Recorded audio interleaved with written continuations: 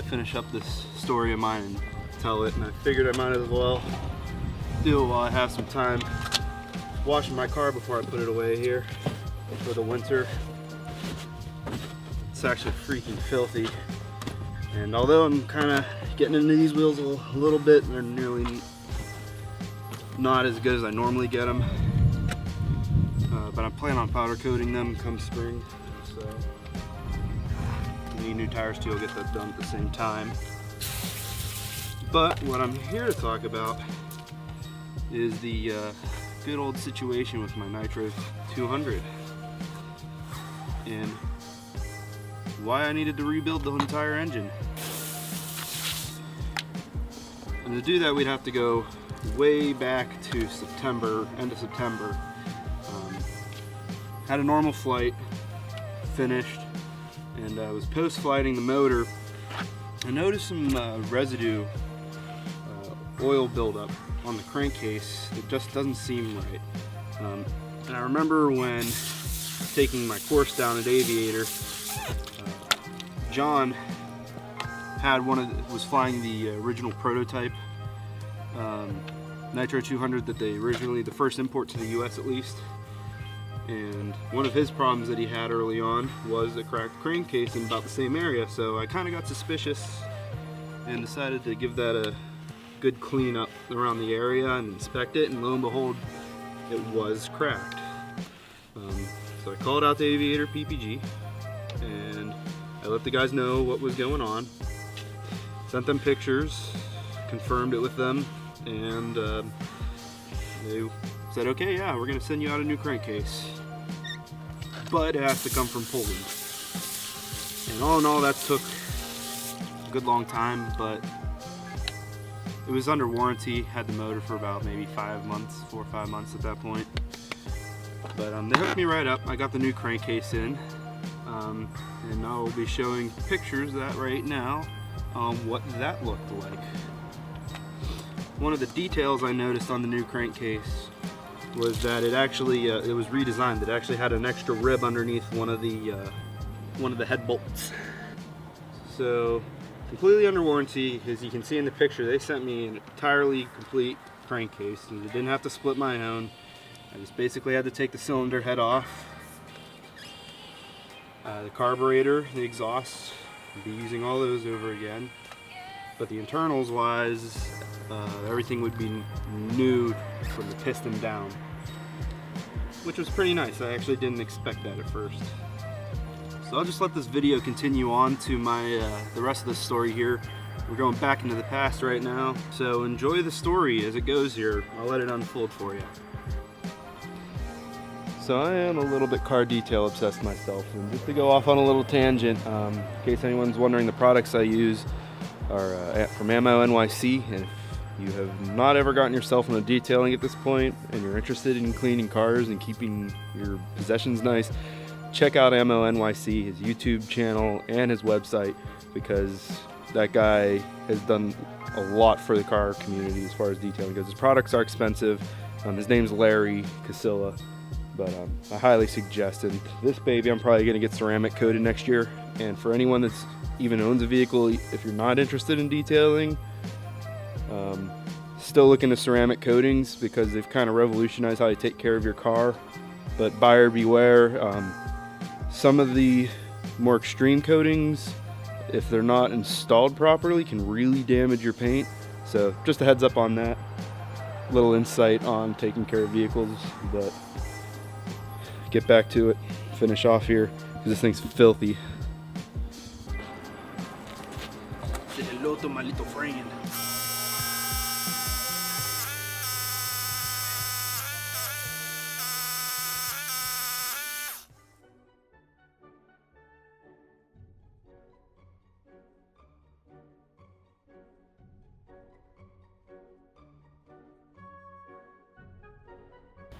I would say myself that is a lot better than it was.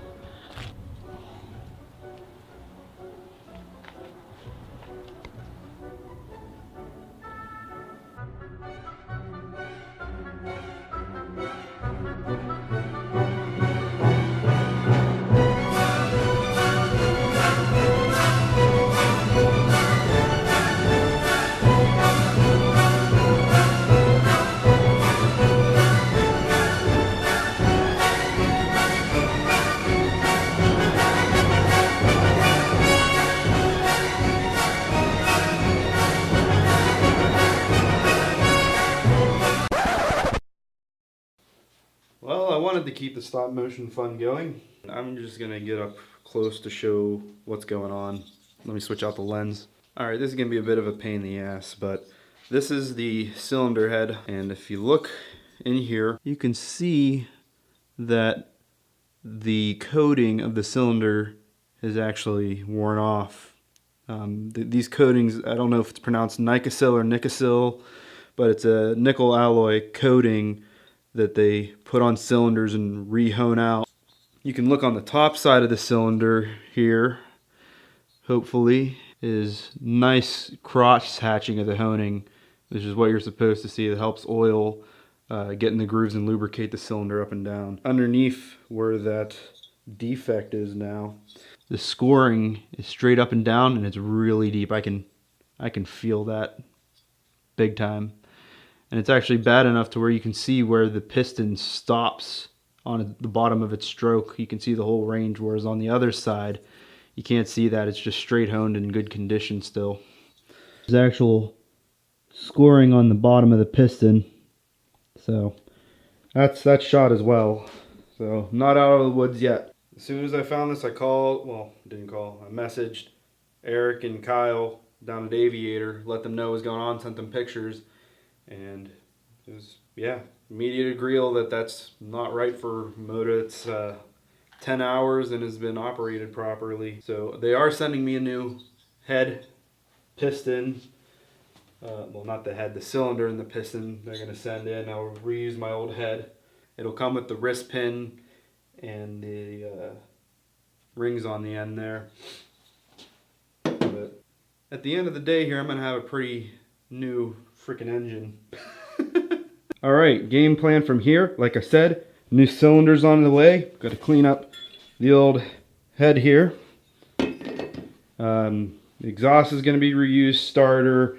As far as the crankcase goes, like I've shown, got a new one of those. Got to reuse the flywheel, magneto, carburetor, and that's about it, I believe. I got to reuse this pulley here. You got to pull that off.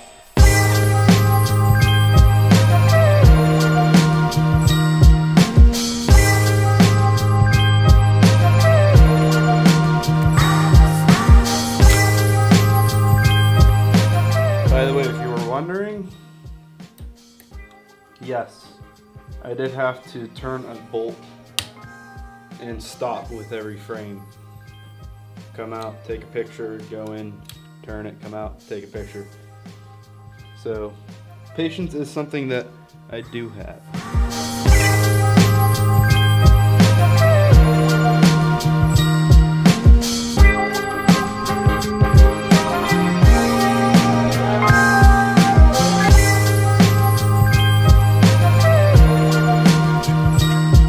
At this point, taking the harness off to get access to the back of this would be nice, but I don't feel like it.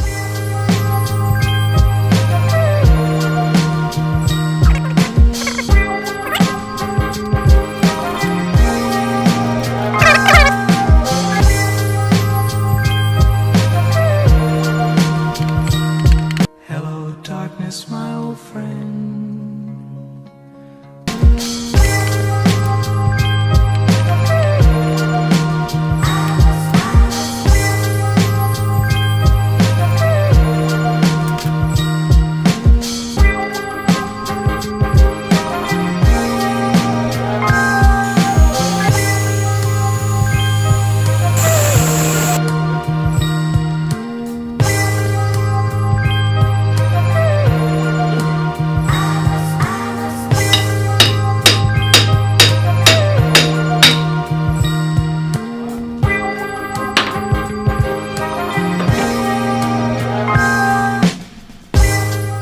Some machining chips down in here biting me. Not anymore.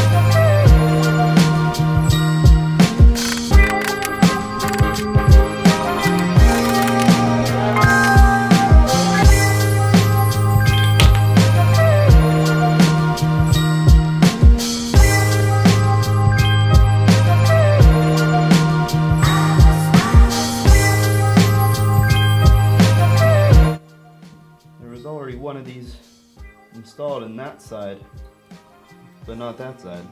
It's like they're reading my mind.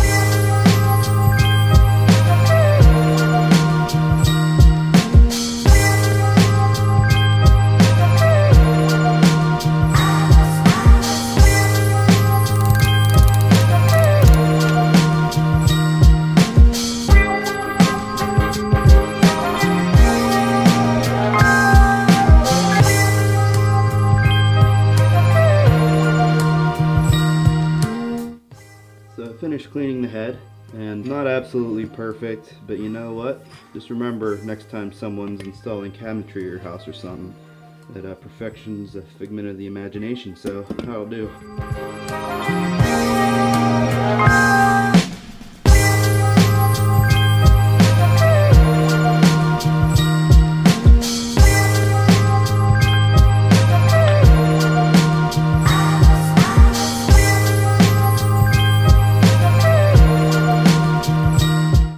Okay, so the next challenge that I was faced with here was tightening this nut on the end of this here pulley.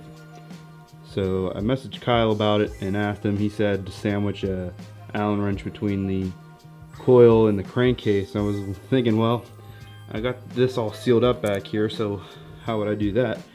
And then I realized there's this opening right here where the magneto is going down in here. You can stick an Allen wrench down in there and it'll act as a lock. Alright, to show you what that's doing on the old crankcase is up here we have said bolt, and down here we have the coil, and this is the opening that I was referring to. It's about sticking the wrench down in there and it'll lock up as so. And that's what we're looking at right there as far as locking mechanism.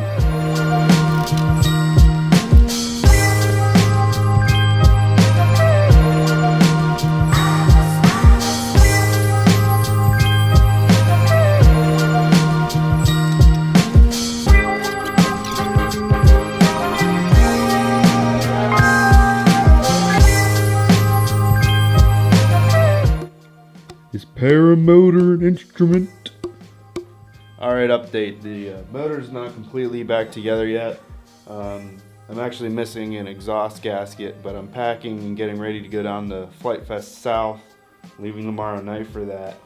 So I'm actually going to put this fully back together and break it in at Aviator. The weather in Florida might be a little bit too windy for butt fans, or at least for me. So I've got a few fun things to play with. Just finished this. Any way I go about it, it'll be a good time. I need to finish this up once and for all. So I didn't get much footage when I was down in Florida for Flight Fest because I was just having too much of a great time relaxing and taking it all in. And I did get to fly. I got there, what was it, Thursday night. It was already dark, but I finished putting the motor back together, got the exhaust gasket, got the exhaust back on, everything buttoned up, and turned it on, turned the electrical on, put gas in it, not in that order, went outside, hit the start button, and bam, fired right up. Best feeling ever. So the next morning I woke up super early. People were still sleeping. It was like 5:30. I was there. I started the break-in cycles because I wanted to fly. So yeah, it was pitch black still. Sunrise, you couldn't even see it on the horizon. But by the time I was done with the second break-in cycle, the sun was coming up, people were showing up. Travis showed up and said, you know what, just finish the last break-in cycle in the air. And I was like, I'm not going to turn that down. So I got my first flight in, but before I did that flight, obviously, I went around and checked all my handiwork, made things were tight, and I had a lot of, what's the stuff called? Anyway, that blue shit that you can see if your bolts are loosening. But checked out, and I went for my flight, and got some video coming up that wraps that up. What I also want to do is give my final thanks to the guys at Aviator for sticking out with me. I mean, obviously this kind of thing is a big inconvenience, but they were of help, and shit happens. I mean, I work in manufacturing and I know how reliability works. If you've never heard of the bathtub curve before, it's kind of a statistical probability of failure versus time for any new assembly that you put together, and or any product or whatever. Basically, the probability of it failing at first is really high, and it drops down and planes out over time, and then as wear happens, it comes back up, looks like a bathtub. So I just was on that one side of the curve. Things were just failing prematurely, and there's things you can do about it, but a lot of it is expensive, and who needs to raise the price of this shit anymore? So once again, I got to thank everyone, and I'm happy to be back.